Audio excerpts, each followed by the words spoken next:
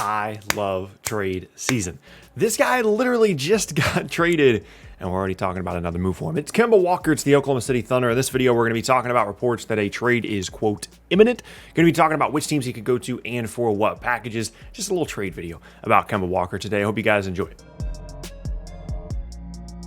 Okay, if you're new here, by the way, what's up? My name is Tucker. Let's go ahead and get started with the video. So this is just a new project under the Oklahoma City renovations corporate umbrella here. They just continue to bring in players that they rehab their value and then they get more value out of them. It went from Chris Paul to Al Horford to now Kemba Walker, who they got assets to take on and at some point will be moving on from him and I'm sure get assets for him when they move him. There are a couple of different teams that we're going to kind of target here, but first let's talk about the Kemba situation in Oklahoma City in the first place. So he comes over from Boston where he's had an injury-riddled 2 seasons. He's on a huge contract. It's a very typical Oklahoma City thing to do, right? To bring in a guy like this. But Kemba is still a talented player and a talented scorer. But what's happened is something that's happened to a lot of smaller guards throughout NBA history, and that is that they really struggle as they age. He's had some knee injury issues. He's not as quick. He doesn't have as great of acceleration as he used to, so he's not getting to the rim as much, and he doesn't have as much lift on his jump shot, and his game is suffering as a result. And there's 2 different ways you can kind of blame this. You can blame this on injuries overall and just say he's never going to be able to recover from them, or you could blame this on the fact that in Boston, he was always kind of pushing to get back as soon as possible because they were a team that was going to possibly be in contention, making conference finals and things like that. And so he was always pushing to get back maybe before he should have and never really had an opportunity to get fully healthy once he did start to experience some injury issues in Boston. And of course, in Oklahoma City, that won't be a problem. Oklahoma City has no issue letting guys just kind of hang out at home, doing their own thing. Al Horford didn't even play the second half of the year last year.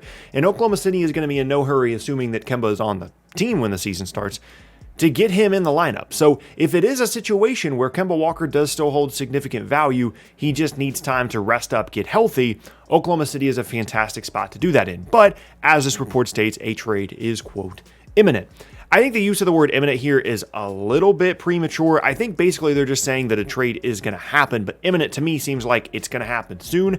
I don't really know if that is the case, before we get into the true offseason. But there are 3 teams I want to highlight here. First is Philly. Philly, there's going to be a ton of trade rumors about them the entirety of the offseason, whether it's Simmons, whether it's Lillard, whether it's Kemba Walker. I think there is a trade idea here, theoretically, that kind of works between these 2 teams, right?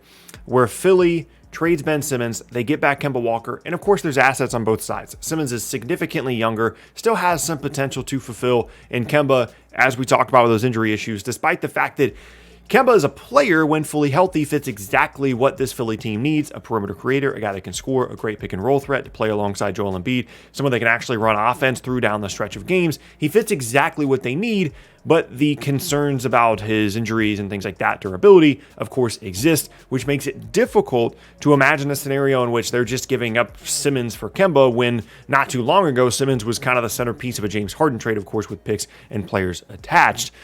It's difficult to imagine a scenario where they just give up on Simmons like that and get what is relatively low value, a guy that Boston just had to salary dump in order to get rid of, in order to save some money, is now like equivalent value to Ben Simmons, which again, a couple of months ago was kind of the centerpiece of a Harden trade. So it wouldn't just be Simmons for Walker. Like, there would have to be some assets exchange on each side. And I don't know that Oklahoma City is going to be in a hurry to start giving up assets of their own to bring in someone in Simmons that, yes, is young and could fit their timeline well and does have potential, but is also on a huge contract and is not something they've generally been willing to take on unless they're getting assets in return. So although theoretically, I think those 2 teams can work within the context of a Kemba trade, I'm not sure it actually works logistically with where Simmons' value is at right now, because I just don't think Philly is going to trade Ben Simmons for Kemba Walker until they see like a fully healthy version of Kemba, because I think that version really does help the Sixers team. The next one is going to be a team that has coveted Kemba Walker for 2 years now, and that is the Dallas Mavericks. There's a Kristaps Porzingis swap here that works in a similar way that a Ben Simmons one does, right? A guy that has had injury issues, a guy that has struggled in the most recent postseason. Those 2 things kind of fit alongside with what Kemba could potentially offer value-wise. Again, a younger guy that Oklahoma City could make the case works well along their timeline, gets them a long-term player in the front court potentially if he is fully healthy. But again, the problem still exists. Would Dallas be willing to give up assets in addition to Kristaps Porzingis to get Kemba Walker? I think it's a bit more feasible there than a Simmons trade would be, because I think Simmons' trade value should be higher than KP's, and I think Dallas would be more motivated to get out of the KP contract than Philly would be to get out of the Simmons thing because of the injury issues that exist with KP. The problem is Dallas really only has 2 picks they could trade here. Not that they're going to be giving up 5 picks in exchange for Kemba Walker, but if they do give up an extra asset, whether it's KP and a pick for Kemba and whoever, then they're limiting themselves even further in trades down the road, because then they really only have 1 other pick to trade because they owe a 23 pick to New York. So really they can only trade 25 and 27. And again, then you're really starting to limit your assets in terms of things you can possibly trade. And then things start to get really, really concerning. I don't know that I would do either of these trades just because I am very afraid of the Kemba injury stuff, and smaller guards typically do not age well. And Kemba's definitely getting up there in age. So that would definitely concern me. But theoretically, the player that Kemba Walker could be, if fully healthy, helps Philadelphia and Dallas tremendously. It's a guy that can play on the ball and off the ball with 2 of the more ball-dominant guys in the league, in Luka, or at least in the post, Joel Embiid as well. So Kemba fits beautifully there. But again, when you're talking about giving up a younger player for an older guy in exchange for an injury-riddled player that you're not sure is going to age particularly well, that makes me nervous. The last team here that is really intriguing, and a team that I am desperate, absolutely desperate to make a trade for a star this offseason, is the New York Knicks. They have the ability via cap space to bring in Kemba and really not give up a ton. And it would be a really odd trade to see come through. But again, logistically and theoretically, I think it does make sense. New York can bring Kemba in and essentially sign him as a free agent. They don't really have to give up anything. Unless Oklahoma City is really just committed to this idea of keeping Kemba Walker and trying to rehab his value down the road, they can get like Kevin Knox in a couple of seconds or something, or Frank Ntilikina, whatever the case may be, in exchange for Kemba. And then they're basically just getting the assets they got from Boston, the first-round pick, for free, because they've now dumped Kemba on New York. And the reason New York would do this is because they would bring in a perimeter creator, which, as you saw in their postseason run, they desperately needed. They bring Kemba home, they bring some star power to the Garden, and then they have the opportunity via trade or free agency to then add more pieces. And the Kemba thing is only on the books for another 2 years. And yes, by that point, maybe you've lost all your cap space. You'll be signing Randall and Barrett and guys to extensions. But then maybe Kemba is an expiring contract next year that you can work with. Or maybe he's really good.